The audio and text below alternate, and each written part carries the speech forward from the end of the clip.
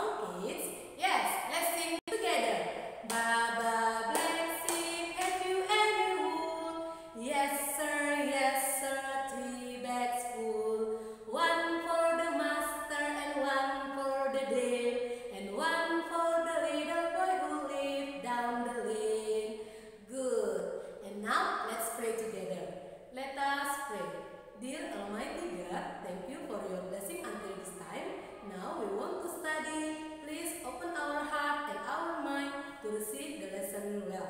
Bless our teachers, our parents, and all of us. Forgive us for all our sin. Thank you, God. Amen. Oke anak-anak, hari ini kita kembali belajar lagi ya dari buku tema 7. Kamu perhatikan pembelajaran yang akan Miss berikan. Selamat belajar anak-anak. Semangat! Baiklah anak-anak Miss, hari ini kita kembali belajar dari buku tema 7 kebersamaan, subtema 2 kebersamaan di sekolah, pembelajaran 2. Kamu dengarkan penjelasan dari Miss Nopi hari ini. Mari kita amati gambar berikut ini. Pada gambar di bawah ini ada Siti dan teman-temannya. Mereka sedang berada di kolam renang. Mereka sedang bermain pinguin dan singa laut. Anak-anak tahu tidak bagaimana peraturan untuk bermain pinguin dan singa laut? Berikut ini adalah peraturannya. Yang pertama, kamu lakukan dulu home pimpa. 1 anak menjadi pinguin, 1 anak menjadi singa laut, dan sisanya menjadi jaring. Adapun aturan yang kedua ialah pinguin harus berlari menghindari singa laut. Dan aturan yang ketiga, singa laut harus berusaha menangkap pinguin. Dan aturan yang keempat, yang menjadi jaring harus bergandengan tangan melindungi pinguin dari kejaran singa laut. Ini adalah aturan untuk bermain pinguin dan singa laut. Jadi, jika anak-anak ingin mempraktekkannya, anak-anak harus mematuhi keempat aturan ini. Bisa ya anak-anak Miss? Setelah mereka bermain, Lani dan teman-temannya berolahraga. Perhatikan gambar kegiatan Lani berikut ini. Yang pertama, ini adalah gerakan merentangkan kedua tangan lalu diputar atau digerakkan memutar. Anak-anak boleh praktekkan di rumah. Selanjutnya adalah gambar kedua. Ini adalah gerakan mengangkat satu kaki untuk melatih keseimbangan. Jadi ini adalah beberapa contoh gerakan yang bisa kamu lakukan di kolam renang. Nah anak-anak, permainan pinguin dan singa laut itu dilakukan oleh kelompok putra atau putri. Kelompok putra bermain dengan kelompok putra, sedangkan kelompok putri itu bermain dengan kelompok putri. Selanjutnya, ini adalah daftar nama-nama teman Siti. Sekarang coba kita bentuk kelompoknya sesuai dengan jenis kelaminnya. Di sini ada Siti, Edo, Dayu, Lani, Beni, Budi, Ita, Aldo, Reno, dan Ayu. Kita mulai dari Siti. Siti termasuk kelompok putri.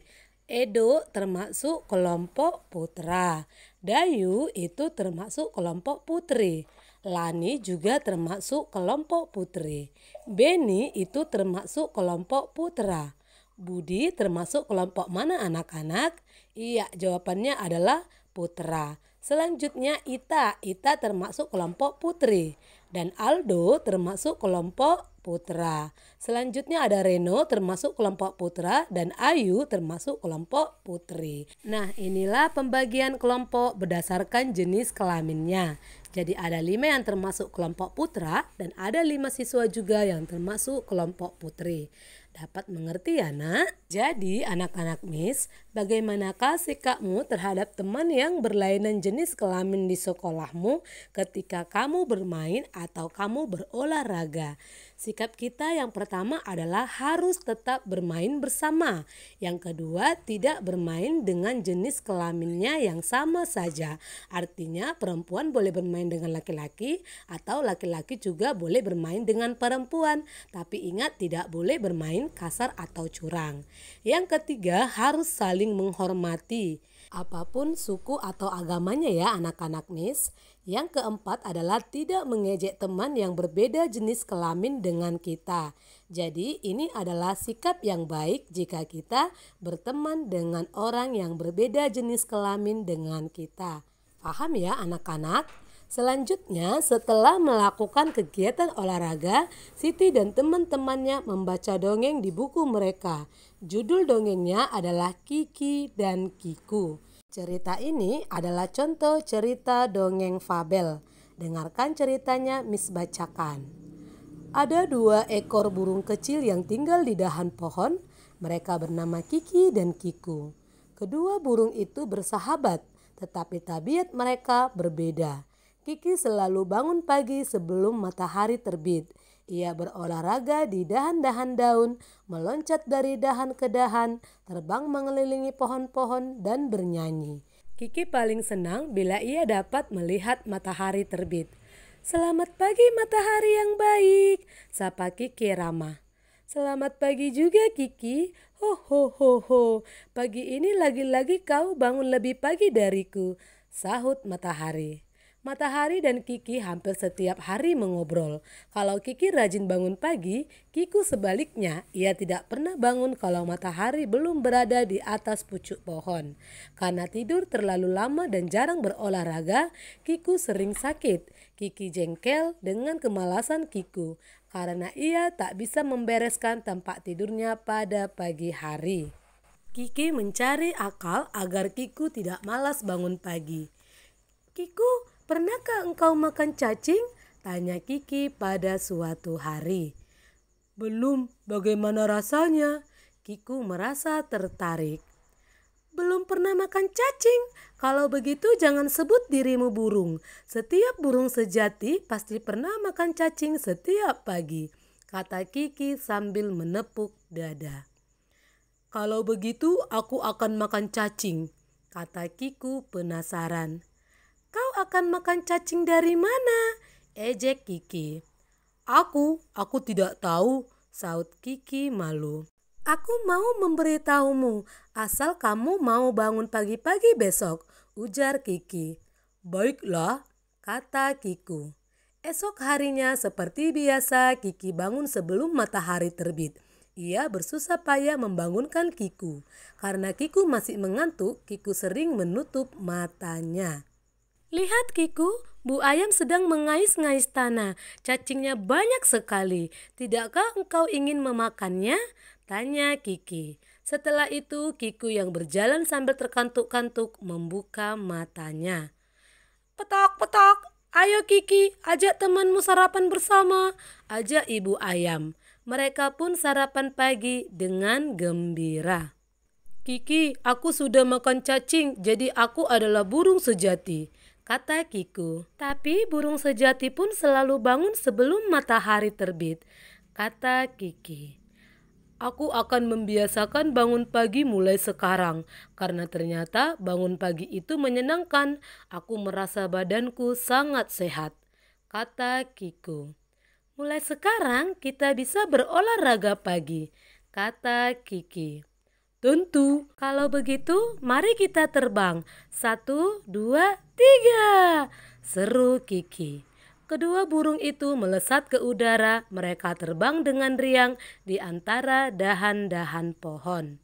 Demikianlah isi cerita dongeng fabel yang berjudul Kiki dan Kiku. Jadi anak-anak masih ingat kan apa itu dongeng? Dongeng adalah cerita yang belum diketahui kebenarannya. Salah satu contoh dongeng adalah fabel. Fabel itu ialah cerita yang tokohnya tentang hewan ataupun binatang. Contoh cerita fabel adalah kecerdikan membawa kebaikan, bebek selalu hidup rukun, ikan dan burung kancil mencuri timun. Adapun ciri-ciri fabel ialah yang pertama menggunakan hewan sebagai tokoh cerita. Yang kedua, tokoh hewan memiliki karakter dan sifat seperti manusia. Yang ketiga, memiliki alur cerita. Dan yang keempat, memiliki pesan-pesan kebaikan atau amanat di dalam ceritanya. Ini adalah ciri-ciri cerita fabel. Nah, anak-anak masih ingat juga kan apa itu unsur-unsur yang terdapat di dalam dongeng? Yang pertama ada tokoh. Tokoh ini adalah orang atau tokoh yang berperan dalam cerita tersebut. Yang kedua adalah latar. Latar itu tempat terjadinya dongeng. Yang ketiga adalah watak. Watak itu sifat dari masing-masing tokoh dalam dongeng. Yang keempat adalah amanat. Amanat itu adalah pesan moral dalam sebuah cerita ataupun dongeng. Jadi anak-anak, sekarang mari kita tentukan unsur-unsur dongeng dari cerita yang telah Miss jelaskan tadi yang berjudul Kiki dan Kiku.